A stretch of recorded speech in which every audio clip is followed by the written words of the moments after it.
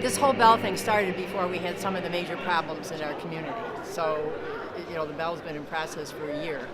And I think what we're seeing, I think William did a very good job of that, is the presence of this bell can do more than committee meetings and marches and whatever. It can be a symbol of all kinds of things for us, because everybody can identify with a bell. A little child can identify with a bell, an older person can identify with a bell. And we see it as very value-based. And I was very touched that William, the Presbyterian, when we wrote the theology of the bell and what the bell would be used for, and he tried to say that, really based it on St. Francis, the prayer of St. Francis. So even that was a unifying thing, to see these very broad words and this broad thinking about the bell and how it can be used in the community. So I just think we're blessed that Brother David chose us. And the thing you can't talk too much about is that it was really came out of a program for the most vulnerable people in our community who have nobody.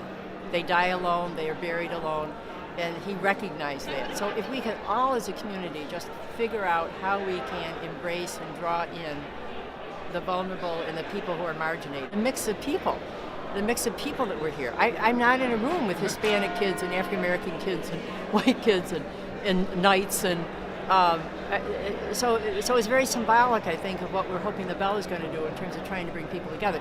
We have a justice group, not really a traditional justice group, but we were planning this, we have speakers, we have this, and then this bell came along and we said, well, maybe the bell can be the symbol of justice and peace, and we don't have to talk about it. We can bring people together around the bell. And when the bell first came, everybody just went out.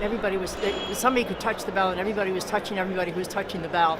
And then we said the prayer of St. Francis together. So the ending all changed because of who everybody was gesturing, greeting each other, thanking the young people, and so on. So I think this bell is going to have a life of its own as we go forward.